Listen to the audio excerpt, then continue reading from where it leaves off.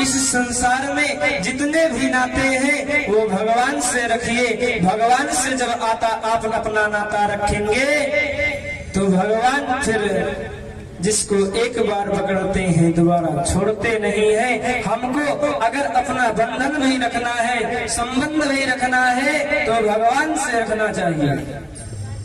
भगवान जिसको पकड़ते हैं दोबारा नहीं छोड़ते।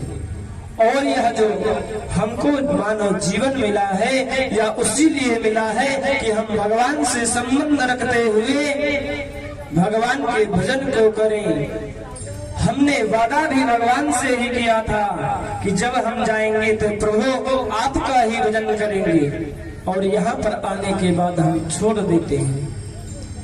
हमको भूलना नहीं चाहिए, अपने जीवन पर्यंत भगवान के नामों का स्मरण करना चाहिए। आज भगवान उद्धव जी से सारी बातें बताते हैं। और उद्धव ने भगवान से एक प्रश्न किया, प्रभु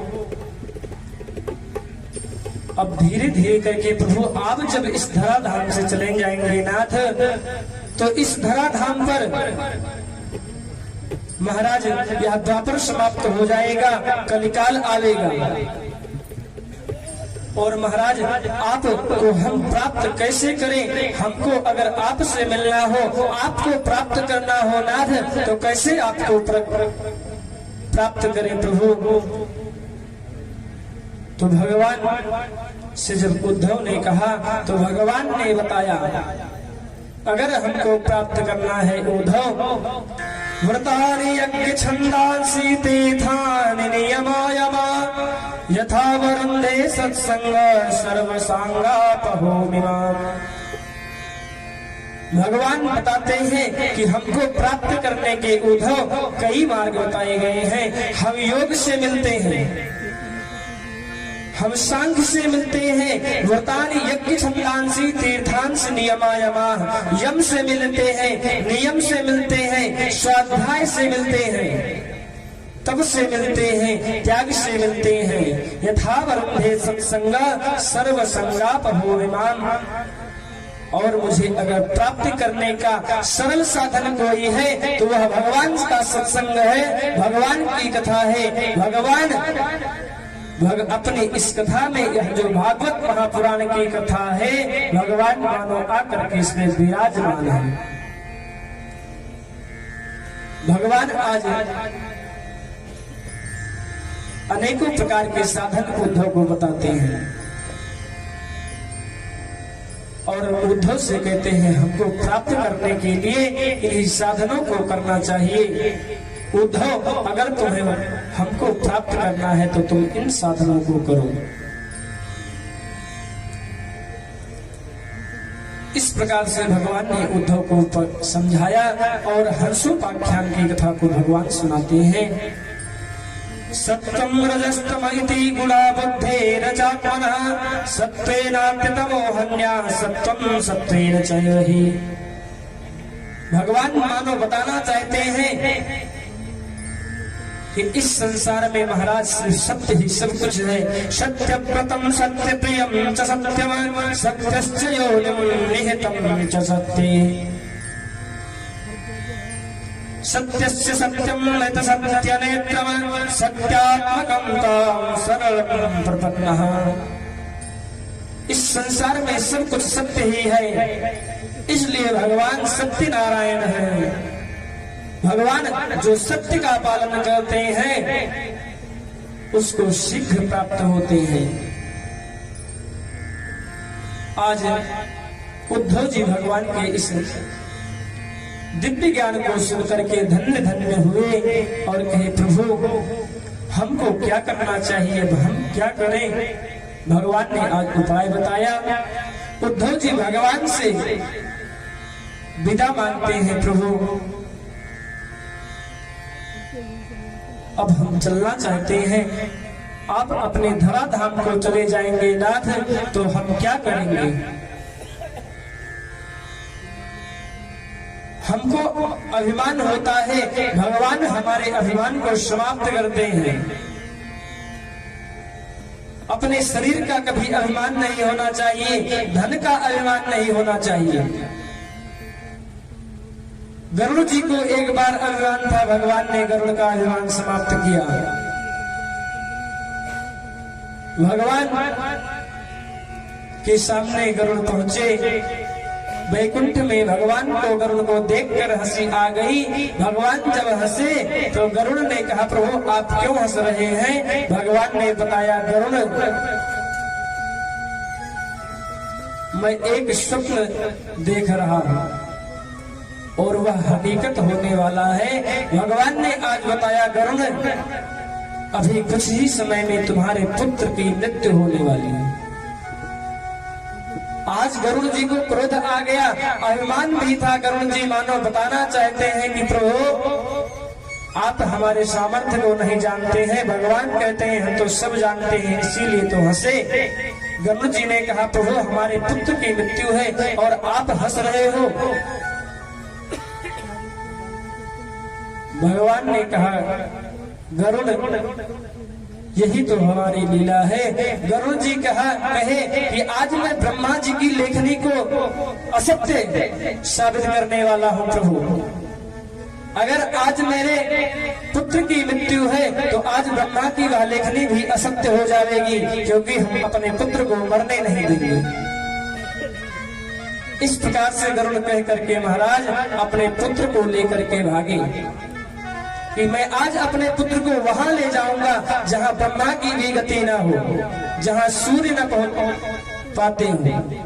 ऐसी कौन सी जगह है जहां पर ये सब लोग नहीं जा पाते? भगवान ने मानो बताया कि वह एकमात्र जगह है। ना भासयते सूर्यो ना शशांको न च पावकः यद गत्वा न निवर्तन्ते तद्धाम परमं मम। कहे गरुड़, अगर तुम इस संसार में कहीं भी भाग जाओगे, ऐसा कोई स्थान नहीं है जहाँ ब्रह्मा की गति न हो। केवल एक स्थान है, नातस भासयते सूर्य, जहाँ सूर्य भी नहीं पहुँच पाते। न शशांको न च पावकः, न चंद्रमा की गति है, न अग्नि की गति है। वह केवल और केवल मेरा वैकुंठ है। वैकुंठ में जो आता है वहाँ से फिर नहीं जाता है, उसकी गति महाराज वहीं पर है। लेकिन गरुड़ कहते हैं नहीं प्रभु, आज मैं अपने पुत्र को वहां लेकर के जाऊंगा जहां उसे कोई मार नहीं सकता। भगवान की यह लीला है। गरुड़ जी अपने पुत्र को लेकर के उड़े, मन की गति के अनुसार भागते हैं और भागते भागते महाराज एक गुफा में लेकर के जा करके उसको रख दिए। और रख करके वहां से महाराज गरुड़ जी सोचे कि यह अब यहाँ पर सुरक्षित है। गरुड़ जी वहां से निकले और गरुड़ जी जब निकले और चल पड़े, जैसे ही गरुड़ उस गुफा से बाहर आते हैं कि गुफा अपने आप गिर पड़ी और उसका पुत्र उसी में दब करके समाप्त हो गया। आज गरुड़ पुनः भगवान के पास पहुंचे, प्रभु आपने सत्य कहा, मेरा पुत्र तो समाप्त हो गया, उसकी मृत्यु आज ही थी। भगवान आज आपको हंसी क्यों आई मेरे पुत्र के मरने को सोच करके? प्रभु आप हंसे क्यों हंसे? भगवान ने बताया, गरुड़ मुझे हंसी इस बात पर आ रही थी, तुमने जो कहा कि विधाता की लेखनी भी आज असत्य हो जाएगी, उसी बात पर हंसी आ रही थी कि अवश्य आज विधाता की लेखनी असत्य हो जाएगी, क्योंकि जहाँ पर तुम्हारे पुत्र की मृत्यु होती वहाँ पर तुम्हारे सिवाय कोई पहुँचा नहीं सकता था। इसको सोच करके भगवान ने कहा, गरुड़ इसलिए मुझको हंसी आई कि तुम्हारे सिवाय वहां तक कौन पहुंचाएगा और तुम भला क्यों पहुंचाओगे? आज विधाता की लेखनी भी असत्य हो जाएगी। भगवान ने जब इस बात को समझाया तो गरुड़ का आज अभिमान समाप्त हुआ। प्रभु आप इसी कारण से सत्यनारायण हो। भगवान के सामने कभी अभिमान नहीं करना चाहिए। भगवान अपने भक्तों का अभिमान तत्काल समाप्त कर देते हैं। भगवान को अगर प्राप्त करना है तो निर्मल मन जन सो मोहि पावा,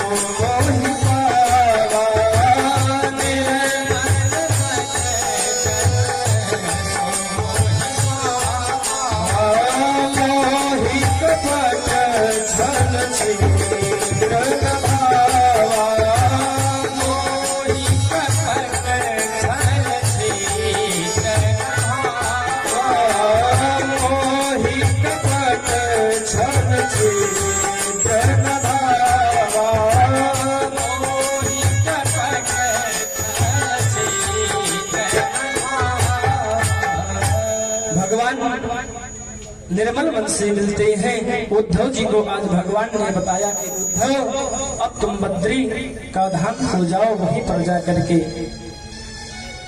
हमारे नाम का स्मरण करना।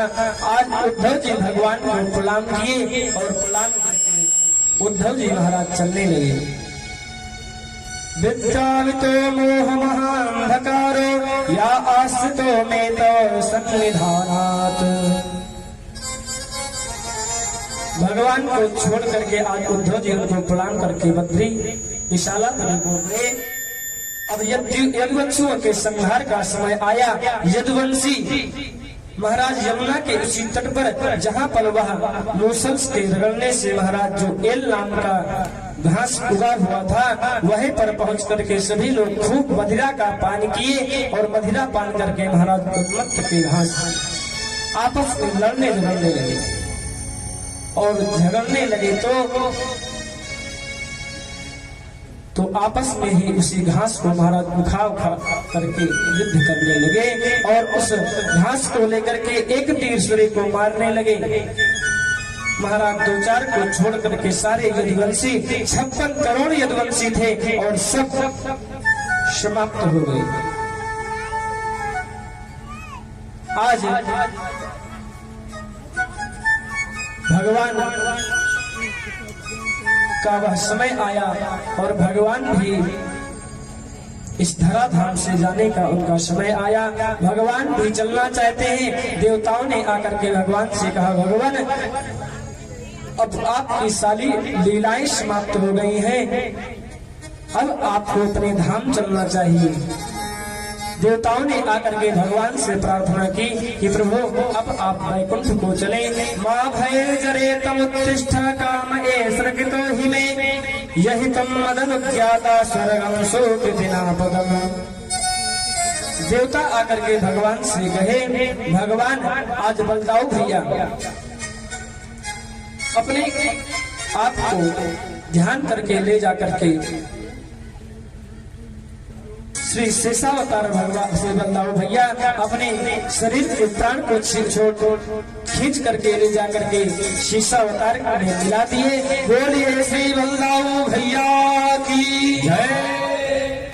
भगवान भी चलना चाहे और भगवान ने जैसे ही अपने रथ पर अश्वार होना चाहते हैं, एक पैर को रखे दूसरा पैर जैसे ही बढ़ाना चाहते हैं तो आज वही बहेलिया जो उस मछली को लेकर के गया था, उसने उस बाण को लेकर के वो जाना कोई मृग है और भगवान के पैर में उस बाण को छोड़ता है। जा करके भगवान के पैर में वो बाण लगा। आज भगवान का शरीर छूटा। भगवान की जो आत्मा थी वह आत्मा आकर के या जो श्रीमद् भागवत महापुराण की जो यह इसका ग्रंथ है, इसी ग्रंथ में आकर के उनकी आत्मा प्रविष्ट हो गई। सौदावन्या यथाकाशे यान्या हित्वा भवमण्डलम् गतिर्न लक्ष्यते मत्ते तथा किरणश्च देवतैः। बोलिए श्रीमद् भागवत महापुराण की जय। श्री कृष्ण भगवान की जय हो।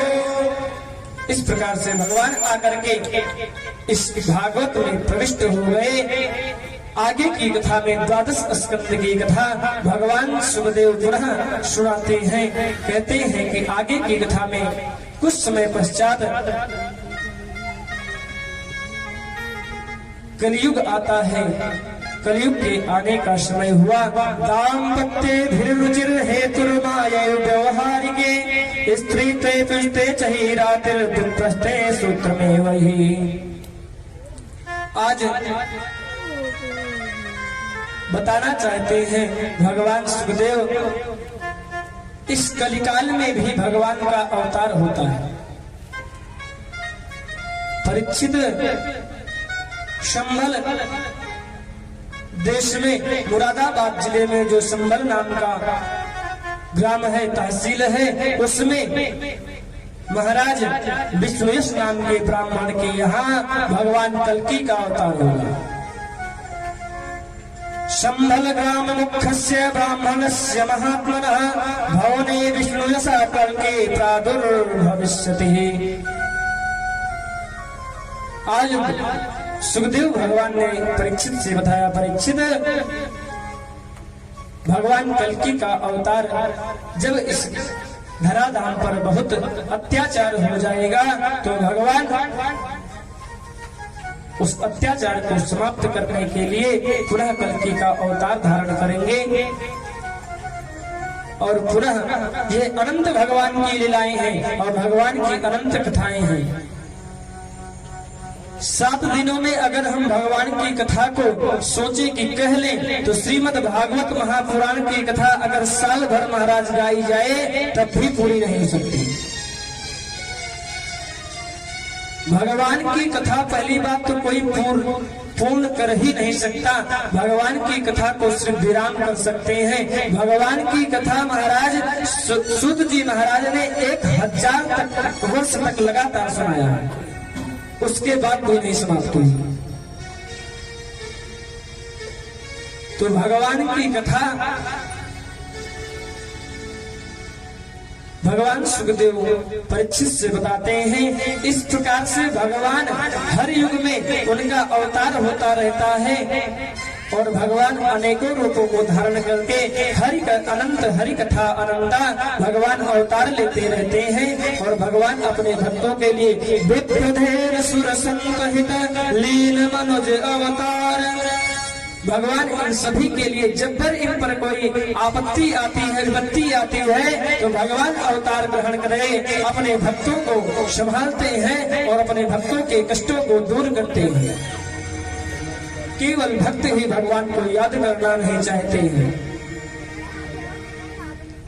और इस प्रकार से भगवान परीक्षित को सारे युगों की गणना को बताते हुए कहते हैं कि अभी तक इस कलिकाल का ब्राह्मण लोग संकल्प बोलते हैं, कलियुगे कलि प्रथम सन्ने धूर लोके जम्बू दीपे भारतवर्षे भरतखंडे पारार्धे। अनेक प्रकार के संकल्पों में मानो काल की ही गणना की गई है। भगवान सुखदेव परीक्षित से बताते हैं कि अभी तक जब तुम राज्य कर रहे हो और तुम्हारी अब गति का समय आ गया है, 5116 साल बीत गए थे इस कलिकाल में। इस गणना को बताते हुए आज सुखदेव ने परीक्षित को बताया, परीक्षित अब तुमको चलना चाहिए, अब तुम्हारा वह समय आ गया। देखिए परीक्षित को साप जो था 7 दिन में तक्षक के काटने से था। इस कथा को सुन करके क्या वह तक्षक नहीं आया? तक्षक आया, साप जैसा था, क्योंकि ब्राह्मण का साप था। ब्राह्मण का साप कभी कटता नहीं है, तो साप जैसे था वैसे ही रहा। 7वें दिन महाराज तक्षक आता है, लेकिन परीक्षित जो तक्षक के काटने का भय था कि मेरी अकाल मृत्यु होगी, उस भय को परीक्षित समाप्त कर चुके थे। मानो मृत्यु पर विजय प्राप्त कर लिए थे। अब उनको मृत्यु से कोई भय नहीं था। भगवान सुखदेव ने बताया, परीक्षित त्वं तु राजन् मरिष्येत पशुबुद्धि मिमां जहि न जाता प्राग्भूतोऽद्य देहवत्तं न नक्ष्यसि। कहे परीक्षित, अब तुम्हारा वह समय आ चुका है, अब तुमको चलना चाहिए। परीक्षित, अब तुम भगवान के जो हमने आपसे बताया था भगवान के ध्यान के बारे में, आप भगवान के ध्यान को करो और अपने प्राण को खींच करके जा करके भगवान में सम्मिलित करो। आज परीक्षित जी अपने प्राण को अपान में, अपान को समान में और समान को उदान में, उदान को व्यान में इस प्रकार से लेकर करके जा करके आज्ञा चक्र पर महाराज अपने ध्यान को मिलाए, भगवान में ले जा करके अपने प्राणों को मिला दिए। और उसी समय महाराज तक्षक आया। अहम ब्रह्मं परम धाम ब्रह्माहम परमं पदम एवं समेक्ष तत्कारणं आत्माश्चाधाय निष्कले। महाराज वह तक्षक आया और परीक्षित को काटता है। परीक्षित की काटने से उसका जो शरीर था, शरीर जल करके भस्म हो गया। जो आत्मा थी, आज परीक्षित ने ले जाकर के उस आत्मा को भगवान में सम्मिलित कर दिया।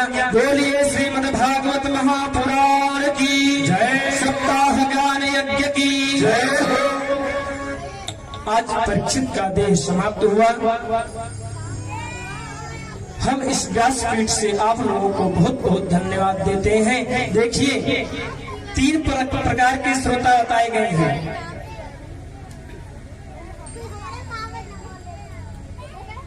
एक तो श्रोता होता है जो कथा में आने के बाद भी मन नहीं लगता है और वह आकर के उसको नींद आती है। नींद क्यों आती है? पाप के कारण। हम भगवान की कथा को सुनते तो हैं लेकिन सोते रहते हैं। तो प्रथम श्रोता और दूसरा सरवता। सरवता क्या करता है? हमेशा काटता रहता है। हम भी अपने मुख से हमेशा कुछ ना कुछ बातें करते रहते हैं। कथा में आने के बाद भी मन नहीं लगता है और हम बक बक बक बक कुछ ना कुछ करते रहते हैं, बोलते रहते हैं। और तीसरे होते हैं श्रोता। श्रोता सिर्फ केवल भगवान की कथा को सुनना चाहते हैं। आज इस ग्राम में हम कथा जब से कह रहे हैं, मैंने श्रोता का दर्शन किया है। यहाँ पर जितने भी हैं सब महाराज मन लगा करके भगवान की कथा को सुनते हैं। आप लोगों को इस व्यासपीठ से बहुत बहुत धन्यवाद। इसी प्रकार से भगवान की कथा को सुनना चाहिए। बोलिए श्री यज्ञ नारायण भगवान की जय। और इस व्यासपीठ पर मंच पर विराजमान सभी ब्राह्मणगण भगवान के पाठ को, भगवान के जप को महाराज आज पूर्ण किए। इनको भी बहुत बहुत धन्यवाद। अगर भगवान का कार्य सही रूप से पूर्ण हो जाए तो सारे काज बन जाते हैं। हमारे संगीत वाले भैया भी बहुत मेहनत किए, ये लोग भी लगे रहे। इन लोगों को भी इस व्यास मंच से महाराज बहुत बहुत धन्यवाद। आप लोग हमारे साथ में एक एक श्लोक को बोलिए। नाम संकीर्तनम यस्य कीर्तनम यस्य सर्व पाप प्रणाशनम प्रणामो दुख शमनस प्रणामो दुख शमनस तम नमामि हरिं परम तम नमामि हरिं परम तम नमामि हरिं परम।